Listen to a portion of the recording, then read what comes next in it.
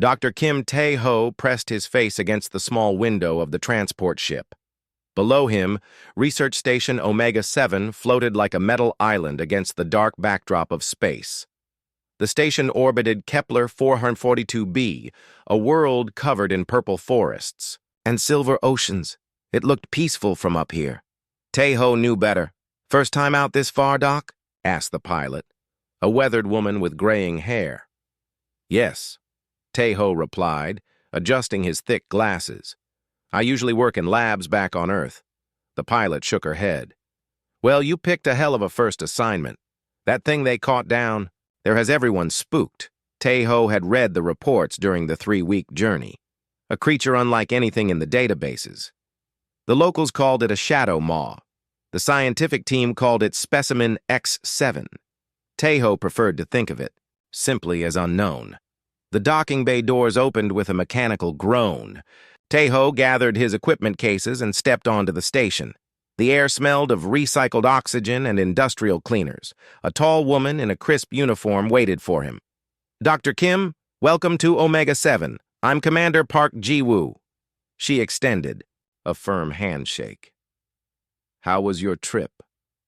"Long but uneventful," Tae-ho said. "Thank you for requesting me specifically." Park's expression grew serious. "Your reputation precedes you, Doctor. If anyone can figure out what we're dealing with, it's you. But I have to warn you, this thing is dangerous." They walked through corridors lined with blast doors and security cameras. The station hummed with activity, but Tae-ho noticed how the crew members moved quickly and spoke in hushed tones. Fear was in the air. "Tell me about the capture," Tae-ho said, as they rode an elevator down to the lower levels. Park consulted her tablet.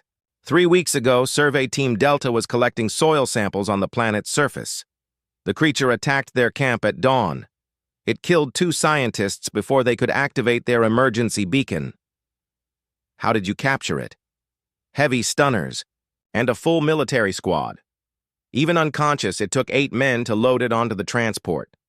It woke up during the flight and killed Handler Morrison before we could sedate it again." The elevator stopped at sub-level 3.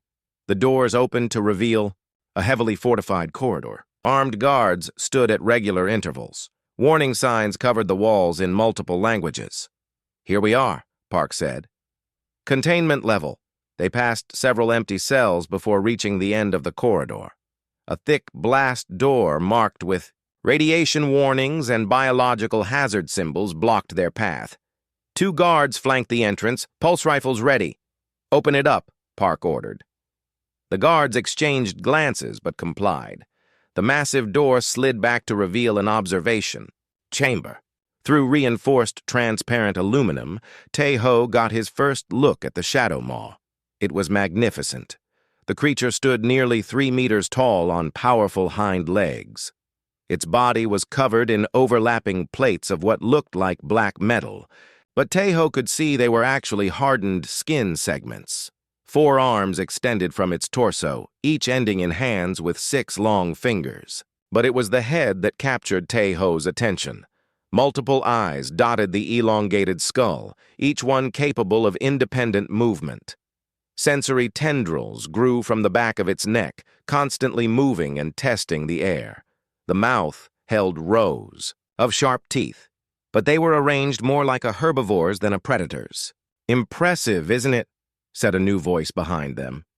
Tae-ho turned to see a man in military dress approaching. He was shorter than Tae-ho, but carried himself with obvious authority. "Dr. Kim, meet Colonel Cho Min-ho, our military advisor," Park said. Cho nodded curtly. "Doctor, I hope you're here to tell us how to kill this thing more efficiently." "Actually, I'm here to study it," Tae-ho replied, not taking his eyes off the creature. "Study it?" Cho's voice rose. "It's killed 3 people, already. This isn't a pet, Doctor, it's a weapon." Tae-ho ignored the colonel and moved closer to the viewing window. The shadow maw had noticed him. Several of its eyes turned in his direction, studying him with obvious intelligence. But there was something else in that gaze, something that made Tae-ho's chest tighten. Sadness. Has it tried to communicate? Teho asked. It makes sounds, Park said, mostly growling and clicking. The linguistics AI can't make sense of it. What about its behavior patterns? Cho snorted. Aggressive, hostile, dangerous. What more do you need to know? But Park was more thoughtful. Actually, it's been odd. When we first brought it aboard, it was violent, threw itself against the walls, tried to break through the barrier, but for the past week, it's been quiet, almost listless. Teho watched as the creature moved to the far corner of its cell and sat down heavily. It wrapped its forearms around its knees and began making low, mournful sounds. The sensory tendrils on its neck drooped like wilted flowers. It's grieving, Teho said softly. What? Park leaned closer to the window. Look at its posture. The vocalizations. I've seen similar behavior in earth mammals when they lose members of their family group. Teho turned to face them. This creature isn't just intelligent, it's emotional. Cho shook his head. You're anthropomorphizing, Doctor. It's a predator. Predators don't grieve. Earth predators do, Teho countered. Wolves mourn their pack, mates. Elephants hold vigils for their dead. Why shouldn't an alien species show similar emotions? Because it's alien, Cho said firmly. We can't assume it thinks or feels like us. No, Teho agreed, but we also can't assume it doesn't. The creature's head turned toward them again. This time it stood and approached the barrier slowly. Its multiple eyes focused on Teho specifically. When it reached the transparent wall, it placed one four-fingered hand against the surface. Teho found himself stepping closer. The creature's eyes tracked his movement. There was definitely intelligence there. But more than that, there was curiosity and perhaps hope. I want to set up monitoring equipment, Teho said. Behavioral analysis, linguistic pattern recognition, biometric sensors. Absolutely not, Cho said. This thing is too dangerous to study up close. Then how do you propose we learn anything about it? We don't need to learn about it. We need to neutralize the threat it represents.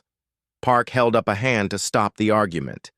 Dr. Kim, what exactly are you proposing? Teho looked back at the creature. It had moved away from the barrier but was still watching him intently. I want to establish a baseline of its natural behavior. Document its vocalizations. Try to understand what it needs. What it needs is a quick death, Cho muttered. What it needs, Teho said firmly, is to be understood. This could be first contact with a truly intelligent alien species. We have a responsibility to approach this scientifically, not militarily. The creature made another sound, different from the mournful calls. This one was shorter, more controlled, almost like a question.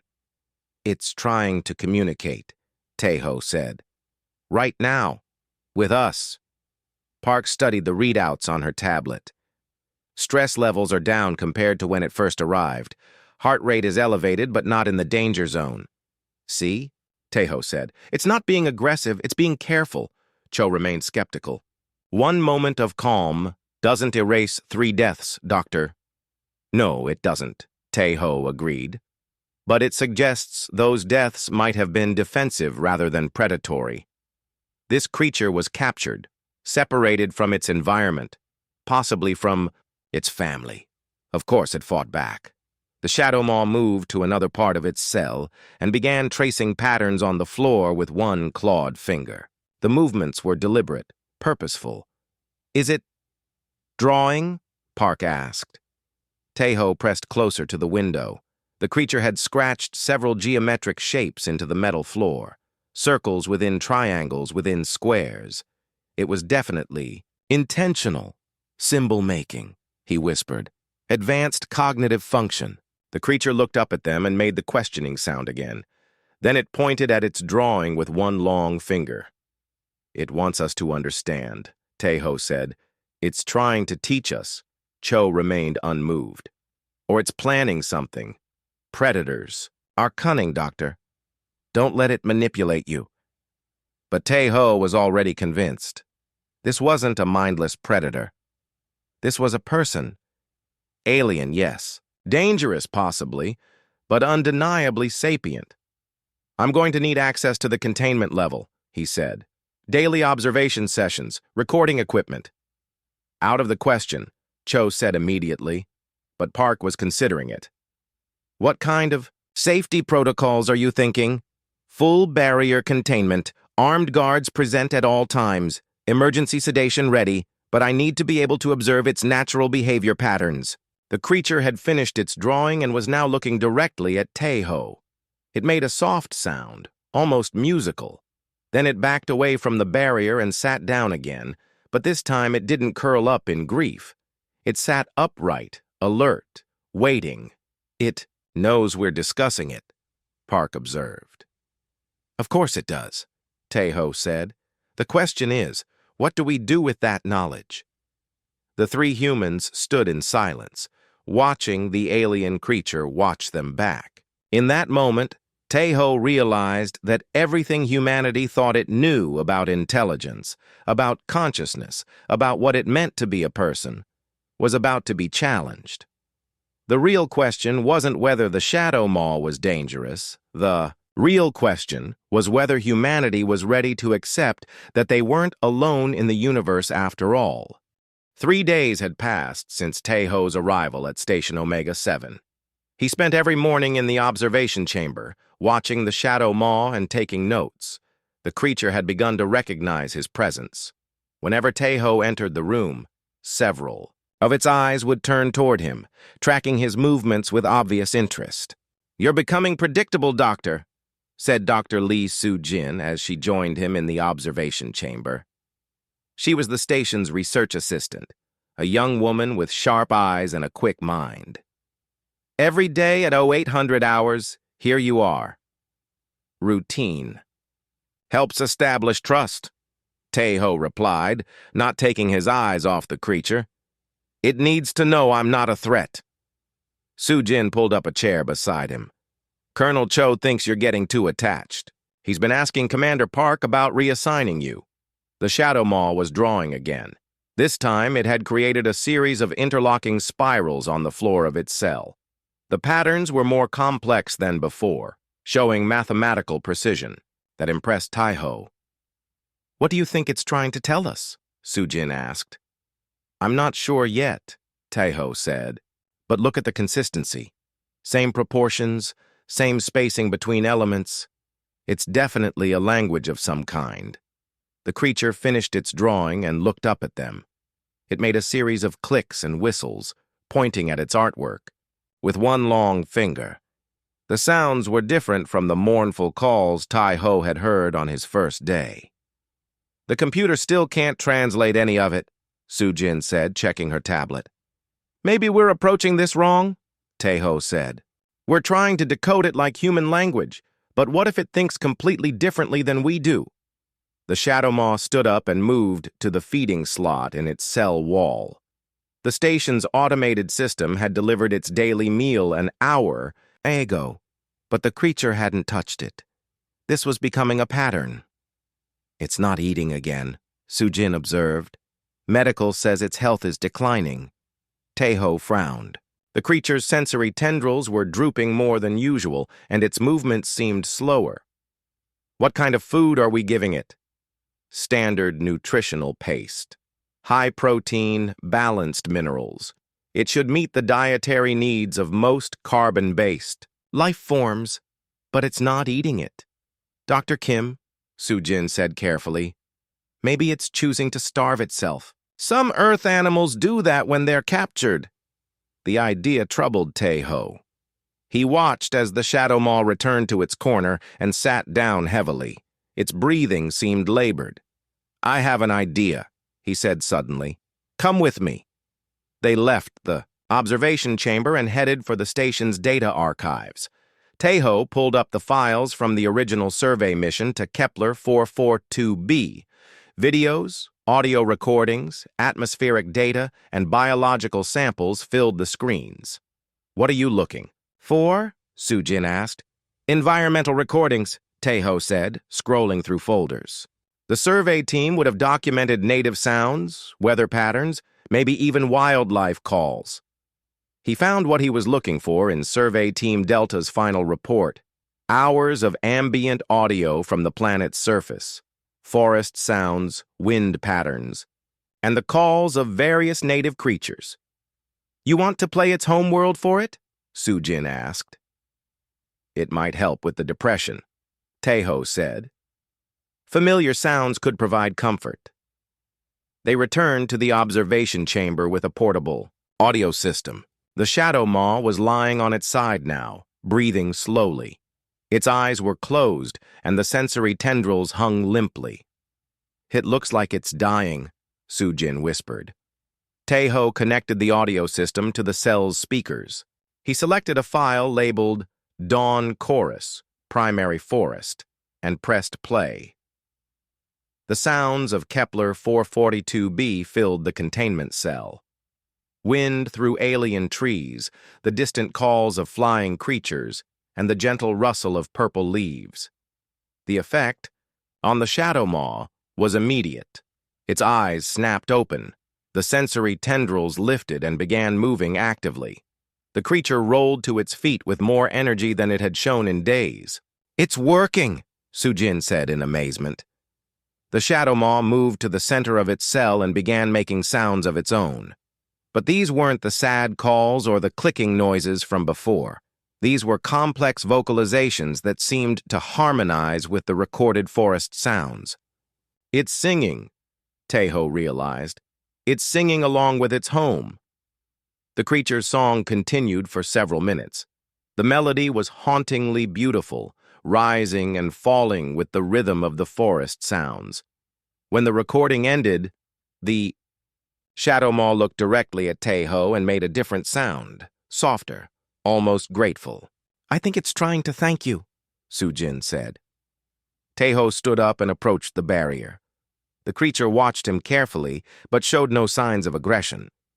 When he was close enough to touch the transparent wall, Taeho placed his palm against it. The shadow maw tilted its head, studying the gesture.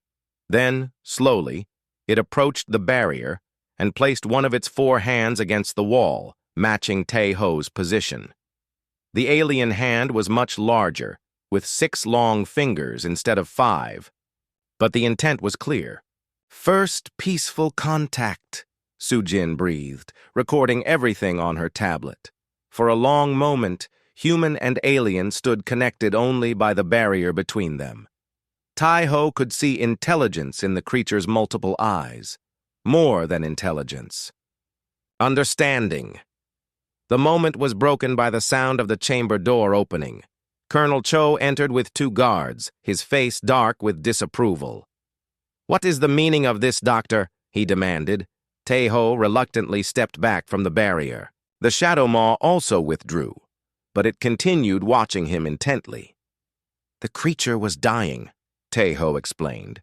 "I played recordings from its home world to comfort it." "Comfort it?" Cho's voice was sharp. "This is a dangerous predator, not a pet that needs comforting." "Look at the medical readings," Sujin interjected, showing her tablet. "Its vital signs have improved dramatically. Heart rate is stable, brain activity is up, stress hormones are decreasing." Cho glanced at the data but remained unmoved. "Temporary improvement doesn't change what it is." The shadow maw made a sound that caught everyone's attention. It was a new vocalization, different from anything they had heard before. The creature repeated it several times, each time looking directly at Taeho.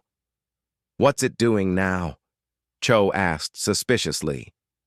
Taeho listened carefully. The sound had structure, rhythm, and what seemed like deliberate emphasis on certain syllables. "I think it's trying to say my name."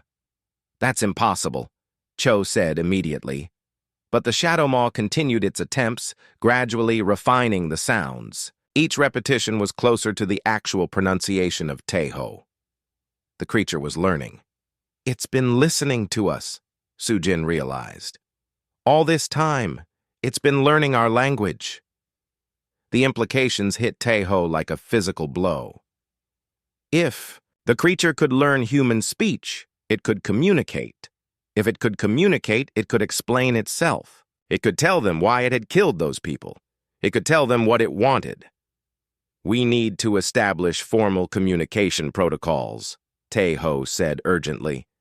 "This changes everything." "This changes nothing," Cho replied firmly. "A talking predator is still a predator." But even as the colonel spoke, the Shadow Maw made another attempt at Tae-ho's name. This time, it was almost perfect. The creature then pointed at Tae-ho and repeated the sound, clearly indicating that it understood the connection between the word and the person. "It knows who I am," Tae-ho said wonderingly. The Shadow Maw then pointed at itself and made a completely different sound. A complex series of clicks, whistles, and harmonics that was obviously its own name. "It's introducing itself," Sujin said, her scientific training overcoming her fear. Tae-ho tried to repeat the creature's name, but his human vocal cords couldn't produce the exact sounds. The Shadow Maw seemed to understand the limitation. It simplified the pronunciation, reducing the complex harmonics to something closer to human speech capability. After several attempts by both parties, they settled on something that sounded like Keth-mar. "Keth-mar," Tae-ho said clearly. The creature's reaction was immediate and joyful. Its sensory tendrils perked up, and it made a sound that could only be described as pleased. It repeated Tae-ho and then Keth-mar, establishing the basic foundation of communication. "Remarkable," Sujin whispered, recording every moment. Colonel Cho, however, was not impressed. "Doctor, I'm ordering you to cease these experiments immediately. This creature is becoming too comfortable with human presence." "But Colonel," Tae-ho protested, "we're on the verge of a breakthrough. First contact with an intelligent alien species." "First contact was when it killed our people," Cho replied coldly. "I won't have you putting this station at risk with your naive assumptions about its nature." The Shadow Maw, apparently sensing the tension, made a low sound and backed away from the barrier. Its posture became more defensive but not aggressive. More like it was trying to appear less threatening. "Look at its behavior," Tae-ho said. "It's trying to de-escalate the situation. That's not the action of a mindless predator." "It's manipulating you," Cho insisted. "Predators are cunning. They adapt their behavior to achieve their goals." "And what if its goal is simply to communicate with us?" The question hung in the air. Keth-mar continued to watch them, its multiple eyes tracking the conversation, even though it couldn't understand most of the words yet. But Tae-ho was beginning to suspect it understood more than they realized. The test would come soon enough, and when it did, both human and alien would discover just how much they had in common. 2 weeks had passed since Keth-mar first spoke Tae-ho's name. The alien's ability to learn human speech was remarkable. Every day brought new words, new understanding, and new concerns from the station's command staff. Dr. Yoon Hai-won sat across from Tae-ho in the station's small counseling office. She was the station psychologist, a calm woman with gentle eyes who specialized in the mental health of deep space personnel. "Tell me about your dreams, Tae-ho," she said, consulting her notes. "I dream about forests," he admitted. "Purple forests, under an orange sky. Sometimes I hear Keth-mar calling to others of his kind.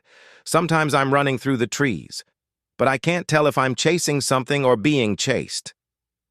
Haewon made a note on her tablet. "How do you feel when you wake? Up from these dreams?" "Sad," Tae-ho said after a moment. "Like I've lost something important, but I can't remember what. The crew is concerned about the amount of time you spend with the creature. 16 hours yesterday alone." "His name is Keth-mar," Tae-ho corrected, gently. "And yes, we've been working on expanding his vocabulary. He's incredibly intelligent, Haewon. Yesterday he asked me why his people aren't here yet." Haewon looked up from her notes. "He asked that, in those words?" "Not exactly. His grammar is still basic. but he pointed at himself, then made the sign. We've established for many and same, then pointed up toward the ceiling.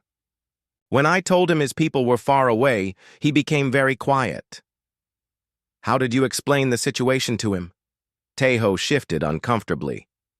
I told him we were trying to understand each other, that some humans were afraid of him because of what happened on the planet. And how did he respond? He drew pictures, Teho said. Showed me what happened that day from his perspective. Haiwan set down her tablet. What did the pictures show? His people don't hunt humans, Haiwan. They're gatherers, not predators. Kethmar was protecting his family when the survey team arrived. The humans had set up their camp near his nest, and when his offspring tried to investigate, the humans fired weapons at them. You believe his version of events? I believe he believes it, and his emotional responses are genuine. He shows remorse when he talks about the deaths. Grief for his lost family members. These aren't the reactions of a mindless killer. Haiwan studied Teho's face carefully. You're emotionally invested in this creature, Teho. That could be clouding your judgment. Or it could be helping me see clearly for the first time, he replied. Their conversation was interrupted by an urgent announcement over the station's communication system. All senior staff to the command center immediately. Emergency protocols in effect. Teho and Haiwan hurried through the corridors to the command center, where they found chaos. Warning lights flashed red, and crew members rushed between control stations. What's the situation? Haiwan asked Commander Park. Seismic activity on the planet's surface, Park replied, her face tense. Major tectonic shift, but that's not the problem. She pointed to the main display screen, which showed a tactical overview of the local star system. Multiple contact signatures were approaching from the outer planets. Ships? Teho asked. 15 vessels, unknown configuration, Captain Nam Do-hyun reported from the tactical station. They'll reach our position in 6 hours. Colonel Cho pushed through the crowd. It's them, isn't it? The creature's people. They've come for their pet. We don't know that, Park said firmly, but Teho was already thinking. I need to talk to Kethmar. He might be able to help us understand their intentions. Absolutely not, Cho said immediately. This creature could be transmitting our position, our defenses, everything to his people. With what? Teho challenged. He's been in a sealed containment cell. No communication equipment, no access to our systems. We don't know what alien technology is capable of, Cho replied. Commander Park made the decision. Dr. Kim, you have 30 minutes with the creature. Find out what you can. Teho raced to the containment level, his mind spinning with possibilities. When he entered the observation chamber, he found Kethmar pressed against the far wall of his cell, his sensory tendrils writhing frantically. Kethmar, Teho called. What's wrong? The alien turned toward him, his multiple eyes wide with what looked like panic. Teho, family comes, family angry. Your people are coming here? Yes. Feel vibrations, feel sadness. They know Kethmar trapped. Teho moved closer to the barrier. How do they know? Kethmar touched his sensory tendrils. Always connected. Always feel others. Distance not matter. The implications hit Teho like a physical blow. Kethmar's people weren't just coming because they had detected the ship. They were coming because they could sense his emotional state across space. Kethmar, are your people dangerous? Will they attack us? The alien's expression grew troubled. Kethmar people protect family, always protect. They feel fear, anger, sadness. They think humans hurt Kethmar. But we haven't hurt you. We've been talking, learning from each other. Kethmar knows. Kethmar tries to tell them. But feeling stronger than words, they feel pain. They come. Teho realized the terrible irony of the situation. The very empathy that made Kethmar's people emotionally connected also made them dangerous. They would attack not out of malice, but out of love. Can you talk to them? Explain that you're safe? Trying, Kethmar said, pressing his hands against his head. But they feel Kethmar's sadness for lost family. They feel loneliness. They think humans cause pain. Time was running out. Tae-ho had to make a decision that could determine the fate of both species. Kethmar, he said urgently, if I could bring you to where your people can see you, could you show them that you're not being harmed? The alien's eyes brightened with hope. Yes. If family sees Kethmar safe, they understand. But humans afraid. Colonel Angry Man not allow, Tae-ho was already planning. There had to be a way to prove to both sides that cooperation was possible. But first, he had to convince his own people that the greatest threat wasn't the alien in their cell. The greatest threat was fear itself. He left the containment area and headed back to the command center, where the approaching ships had moved. Closer. Commander Park was coordinating defensive preparations while Colonel Cho barked orders about weapon systems. Commander, Tae-ho said breathlessly, I know why they're coming, and I know how to stop them.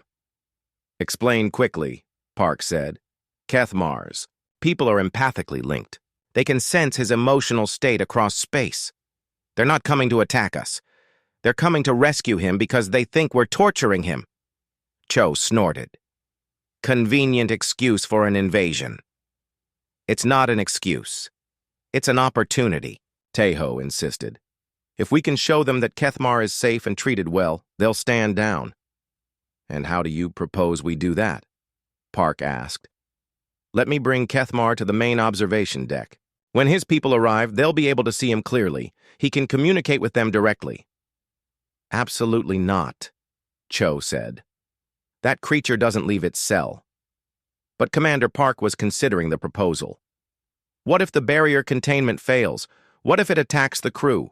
It won't, Tae-ho said with more confidence than he felt. Kethmar isn't our enemy. He never was. The debate continued as the alien ships drew closer, their intent unknown but their power unmistakable. Soon, everyone would discover whether trust or fear would determine the future of both species. In his cell far below, Kethmar continued his desperate attempts to reach his people across the void, hoping to bridge two worlds with nothing more than love and understanding. The solar flare hit without warning. Tae-ho was in his quarters reviewing communication protocols when the lights flickered and died. Emergency power kicked in seconds later, bathing the corridors in red emergency lighting. The station's alarm. System wailed through the darkness. He grabbed his emergency kit and rushed toward the command center, but the corridors were chaos. Crew members stumbled through the dim light, some helping injured colleagues, others running toward their emergency stations. All hands to emergency positions, Commander Park's voice echoed through the communication system. We have multiple system failures. Repeat, multiple system failures. Tae-ho found Captain Nam Do-hyun in the main corridor, blood streaming from a head wound. Captain, are you all right? Nam looked dazed but focused. Solar flare knocked out primary power. Life support is on backup, but it won't last long. The containment fields are down, too. Down? Tae-ho felt ice in his stomach. All of them? Everything. Below level 2. Including your alien friend. Tae-ho didn't wait to hear more. He ran toward the containment level, his heart pounding. If Kethmar's cell had lost power, the creature was free. And if the crew found him loose in the corridors, they would kill him without question. The stairwell was pitch black. Tae-ho used his emergency light to navigate down to sub-level 3. The blast doors were sealed, but the electronic locks had failed. He pried open the manual release and stepped into the containment area. Kethmar? He called into the darkness. Soft sound came from the direction of the creature's cell. Tae-ho moved carefully down the corridor, his light beam dancing ahead of him. When he reached the containment area, he found the barrier doors standing open. The cell was empty. Panic gripped him. Where was Kethmar? Had the creature escaped? Was it hunting through the station's corridors? Then he heard voices from the next. Section over. Help, someone was calling weakly. Someone help me. Tae-ho followed the voice and found Engineer Bae Young-soo trapped under a fallen support beam. The man was conscious but bleeding heavily from his leg. "Bae, what happened?" "The power surge caused a structural failure," Bae gasped. "The beam came down on me when I was trying to reach the backup generators. I can't move it." Tae-ho examined the beam. It was far too heavy for him to lift alone. He was about to run for help when he heard movement in the shadows behind him. Kethmar emerged from the darkness, moving slowly and carefully. The alien's multiple eyes took in the scene, focusing on the injured human. "Kethmar," Tae-ho said softly. "Bae is hurt." The creature approached cautiously. Bae's eyes went wide with terror when he saw the shadow maw looming over him. "Get it away from me," Bae whispered. But Kethmar was already assessing the situation. The alien moved to the support beam and positioned his 4 powerful arms around it. With careful precision, he lifted the heavy metal structure just enough for Tae-ho to pull Bae free. "He saved you," Tae-ho said to the stunned engineer. "Kethmar saved your life." The alien set the beam down gently, then knelt beside the injured human. He examined Bae's wounded leg with the same careful attention Tae-ho had seen him use when drawing his complex patterns. "Hurt bad," Kethmar said in his improving English. "Blood loss dangerous." To Tae-ho's amazement, the creature began applying pressure to the wound using techniques he could only have learned from watching the medical staff through his cell barriers. Kethmar's hands were large and clumsy compared to human fingers, but his touch was gentle and precise. "How did you know to do that?" Tae-ho asked. "Watch doctors," Kethmar replied. "Learn how humans fix hurt." Bae stared up at the alien creature that was saving his life. "I don't understand. Why is it helping me?" "Because that's who he is," Tae-ho said simply. The sound of approaching footsteps echoed through the corridor. Emergency lights bobbed in the distance as a rescue team approached. Kethmar heard them coming and looked at Tae-ho with obvious concern. "They will fear," he said. "They will attack." "No," Tae-ho said firmly. "Not this time. They'll see what you did for Bae." But as the rescue team rounded the corner, Tae-ho saw their reaction. Security Chief Captain Nam Do-hyun led the group, and his hand immediately went to his weapon when he saw Kethmar. "Step away from the creature, Dr. Kim," Nam ordered. "Captain, wait," Tae-ho said. "Kethmar saved Bae's life. The engineer was trapped, and Kethmar freed him." "The creature could have caused the accident for all we know," Nam replied, not lowering his weapon. Bae spoke up weakly from the floor. "He's telling the truth, Captain. The alien pulled the beam off me. He stopped the bleeding. I would have died without his help." Nam hesitated, his training warring with the evidence before his eyes. Kethmar remained perfectly still, his multiple eyes tracking the weapon but showing no signs of aggression. "Please," Tae-ho said. "He had the perfect opportunity to escape, to hurt people, to get revenge. Instead, he chose to help." Slowly, Nam lowered his weapon. "Get the engineer to medical," he ordered his team. As they carefully moved Bae onto a stretcher, the injured man reached out and touched one of Kethmar's hands. "Thank you," he whispered. Kethmar tilted his head, processing the unfamiliar gesture. Then he gently squeezed Bae's fingers in return. When the medical team had left, Nam found himself alone with Tae-ho and the alien. The 3 of them stood in the emergency lighting, each uncertain what would happen next. "The containment cells are still offline," Nam said finally. "Repairs will take hours." "Kethmar won't cause trouble," Tae-ho said. "Will you?" The alien shook his head. "No trouble. Want to help fix station." Nam studied the creature with new eyes. "You want to help repair the damage?" "Kethmar strong. Can lift heavy things. Can reach small spaces." The alien gestured with his 4 arms. "Want to help friends." "Friends?" Nam repeated. "Tae-ho friend. Bae friend now. Maybe Nam friend too?" The question hung in the air. Nam had spent weeks viewing this creature as a threat to be contained. Now he was being asked to see it as a potential ally. "I need to report this to command," Nam said eventually. "Of course," Taeho agreed. "But first, let's get to the backup generators.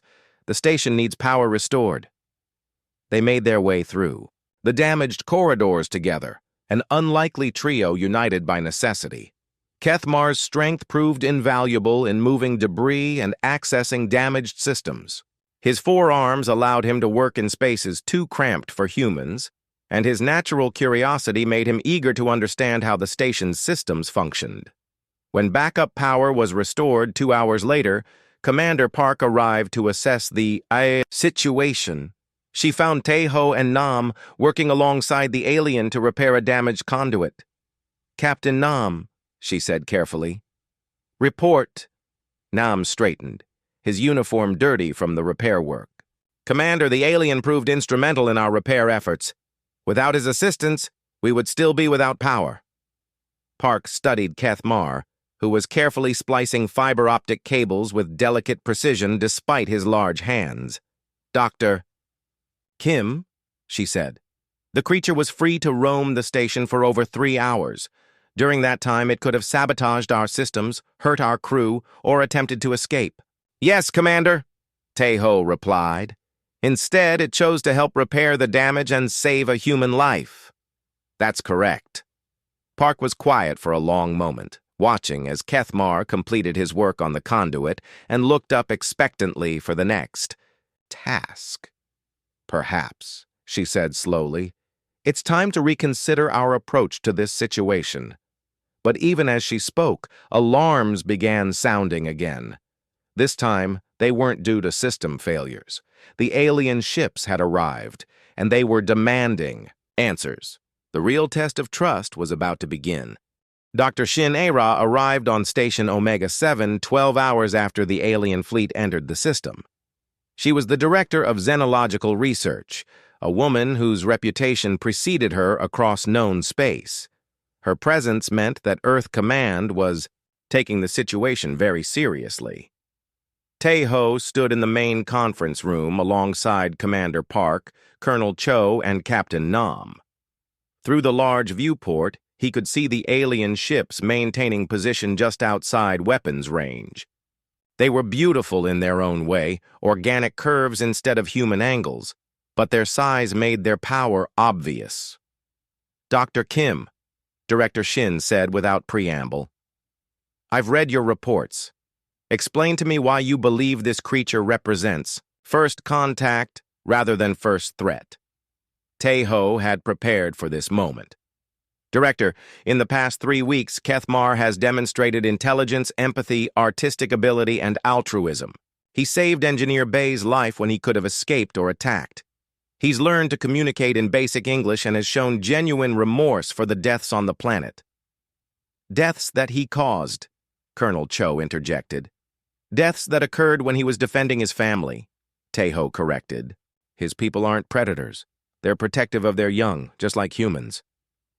Director Shin studied the tactical display showing the alien fleet. 15 ships, Dr. Kim, each one larger than this station.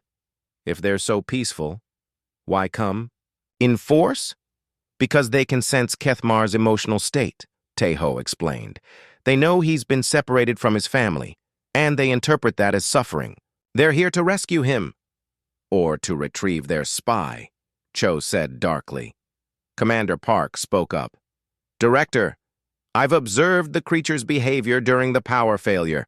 Its actions were consistently helpful and protective of human life. If this is an act, it's the most convincing one I've ever seen." Director Shin moved to the viewport and gazed out at the alien fleet. "What are they waiting for?" "Proof of life," Captain Nam answered. "They've been transmitting the same signal repeatedly. Our linguists think it translates roughly to, 'Show us our family member.' And if we don't?" "Unknown," Nam admitted, "but their weapons are powered and targeting our station." The room fell silent as everyone contemplated the implications. Finally, Director Shin turned back to face them. Dr. Kim, you're proposing that we trust an alien creature with the lives of everyone on this station. Are you prepared to stake your reputation on that assessment? I'm prepared to stake my life on it, Tae-ho replied. That may be exactly what you're doing, Cho warned. Director Shin was quiet for a long moment, weighing the options. Where is the creature now? In the observation deck, Commander Park replied. We moved him there so his people could see him through the main viewport. And his current state? Agitated, Tae-ho said. He's trying to communicate with his people, but the distance and the station's hull are interfering with their empathic connection. Director Shin made her decision. I want to see this creature for myself. They made their way to the observation deck, where they found Kethmar pressed against the massive viewport. His sensory tendrils were extended fully, and he was making complex vocalizations that seemed to pulse in rhythm with some unheard signal. Family close, Kethmar said when he saw Tae-ho. Feel their worry. Feel their anger. Can you tell them you're safe? Director Shin asked. Kethmar turned his multiple eyes toward the new human. You are leader? I am Director Shin. I make decisions about your future. The alien studied her carefully, then nodded. Kethmar tried to speak to family, but station, metal blocks feeling words. Need to be closer. Closer how? Shin asked. Outside ship. In space? Then family hear Kethmar clearly. Colonel Cho immediately protested. Absolutely not. We can't let it leave the station. Why not? Tae-ho asked. If Kethmar wanted to escape, he could have done it during the power failure. He chose to stay and help us. Once, Cho said. That proves nothing about future behavior. Director Shin looked back and forth between them, then made a decision that surprised everyone. Dr. Kim, I want you to accompany the creature into the observation airlock. You'll both be in full environmental suits with safety tethers. If the creature truly trusts you, it will accept these restrictions. If you truly trust the creature, you'll be willing to be alone with it in a confined space. The room erupted in protests.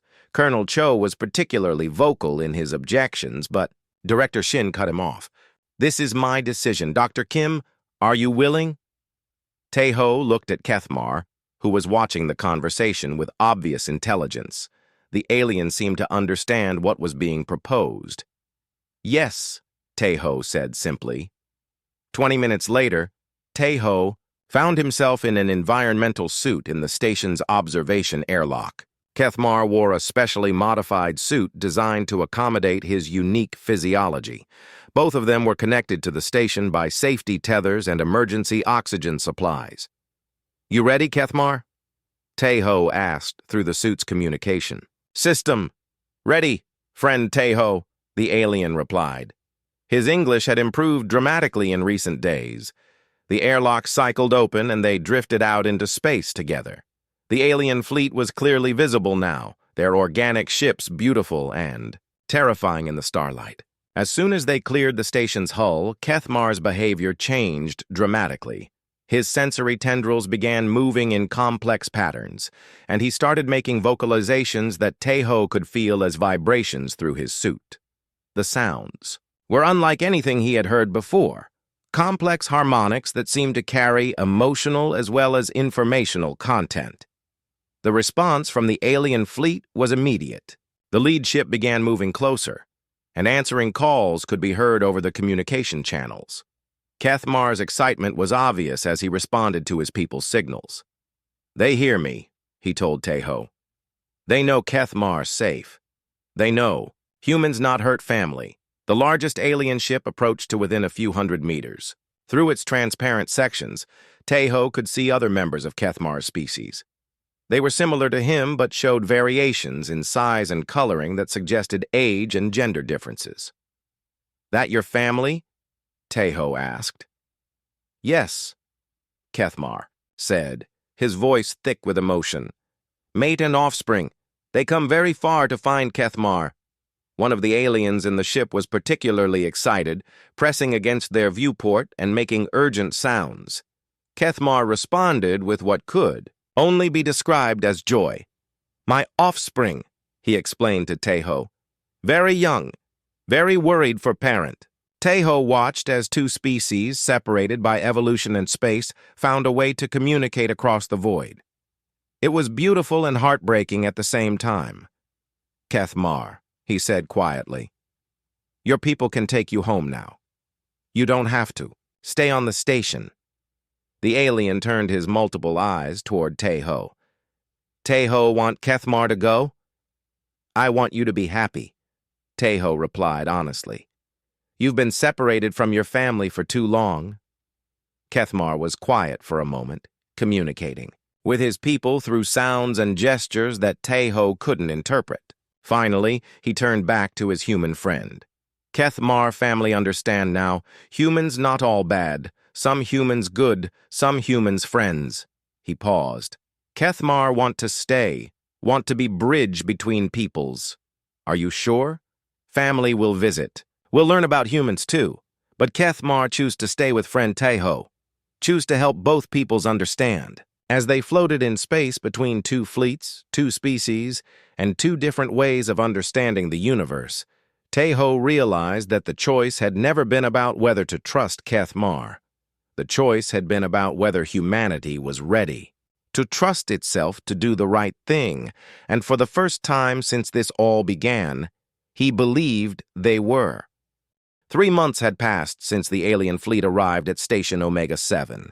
The station itself had been transformed, expanded with new sections designed to accommodate both human and alien needs. What had once been a remote research outpost was now the first interspecies diplomatic facility in human history. Tejo walked through the new cultural exchange wing, marveling at how much had changed. The corridors were wider now, with different atmospheric zones to accommodate the various species that had begun arriving. Kethmar's people weren't the only aliens interested in making contact with humanity. Dr. Kim, called Director Shin as she approached from the main administrative section. The Earth Council has approved your proposal for the Permanent Xenological Research Program. That's wonderful news, Tejo replied. How did they react to the request for expanded facilities? Surprisingly, well, it seems that successful first contact has made everyone very interested in interspecies relations. Shin smiled. You'll be pleased to know that Colonel Cho has been reassigned to a position more suited to his talents. Tejo tried to look diplomatic. I'm sure he'll be happier in a purely military environment.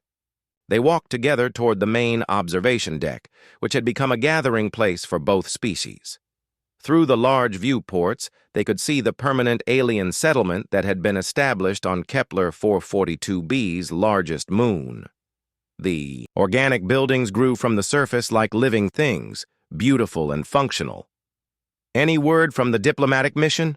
Tejo asked. Ambassador Park reports that formal treaties should be ready for signing within the month, Shin said. The aliens are particularly interested in our medical technology, while they're offering to share their biotechnology and empathic communication methods. They entered the observation deck to find Kethmar working with a group of human children. The kids had arrived the previous week as part of the new family settlement program, and they had taken to the alien immediately. Dr. Kethmar, one little girl was saying, can you teach us the feeling words? Kethmar's sensory tendrils moved gently as he considered the question. Human children very good at learning, but feeling words need special body parts. Humans have different ways to share feelings. Like what? Asked a boy who couldn't have been more than 8 years old. Like hugs, Kethmar said, carefully wrapping 2 of his 4 arms around the child in a gentle embrace. Like smiles. Like helping. When friend is sad, Tejo watched the interaction with wonder. Kethmar had adapted to life among humans with remarkable ease, but more than that, he had become a teacher and ambassador for his own people. The children, unconstrained by adult fears and prejudices, had accepted him immediately. Uncle Kethmar, the little girl said, will you tell us the story about the singing forests again? Of course, little Song Yi, Kethmar replied, settling into his storytelling position. As he began weaving the tale of his homeworld, his voice took on the musical quality that made his people's language so beautiful. Tai-Ho and director Shin moved to the side to let him continue his story uninterrupted. Through the viewport, they could see an alien transport approaching the station. It was smaller than the ships in the original fleet, designed for regular passenger service between the human station and the alien settlement. "That should be the cultural exchange students," Shin said, checking her schedule. 12 young aliens who want to study human technology and art." "And the human students going the other way?" Tai-Ho asked. 8 volunteers, including Dr. Lee Soo-jin. She's particularly excited about studying alien biotechnology. A soft chiming sound announced an incoming message. Tai-Ho activated the communication panel to find engineer Bae Young-soo calling from the engineering section. "Dr. Kim, we're ready for the first test of the hybrid propulsion system. Kethmar's people have finished integrating their biotechnology with our mechanical systems." "Excellent, Bae. Any concerns?" "None at all. The alien engineers are remarkable. They approach problems completely differently than we do, but their solutions are elegant and efficient." After ending the call, Tai-Ho reflected on how much had changed. Bae, who had once feared Kethmar, was now working closely with the aliens' people on advanced technology projects. Trust had replaced fear, and cooperation had replaced suspicion. "Tai-Ho," Kethmar called from across the observation deck. "Come meet new students." The alien transport had docked while they were talking, and the new arrivals were being escorted into the station. Tai-Ho was struck by the diversity among Kethmar's people. Some were taller, others shorter. Their carapaces showed different patterns and colors. Their sensory tendrils varied in length and complexity. "Dr. Kim," said the lead alien through a translation device, "I am Teacher Vetharoon. We bring young ones to learn human ways." "Welcome to Station Omega 7, Tai-Ho replied, formally. "We're honored to have you here." One of the young aliens approached Kethmar and began making the complex harmonics that served as their greeting ritual. Kethmar responded in kind, and Tai-Ho could see the joy in the reunion. "That is Kethmar's offspring," Vetharoon explained, quietly. "They chose to come study among humans after hearing parents' stories." Tai-Ho watched as Kethmar introduced his child to the human children. The young aliens and young humans regarded each other with the same fearless curiosity, immediately beginning to explore their differences and similarities. "Dr. Kim," Vetharoon continued, "Kethmar has told our people much about human kindness, about friendship that crosses species. We came to see if these stories were true." "And what do you think now?" Tai-Ho asked. The alien teacher looked around the observation deck, where humans and aliens worked and played together in harmony. "I think Kethmar spoke truly. Your species has gift for making family with strangers." As if summoned by their conversation, Kethmar approached with his offspring by his side. The young alien was slightly smaller than its parent, with brighter coloring and more active sensory tendrils. "Tai-Ho," Kethmar said, "want you meet Yeeth Kilo, my child?" The young alien studied Tai-Ho with obvious intelligence. "Parent speaks of human friend often. Says you have good heart." "Your parent is very special to us," Tai-Ho replied. "He taught us that being different doesn't mean being dangerous." Yeeth Kilo tilted its head in the same gesture Tai-Ho had seen Kethmar make countless times. "Parent says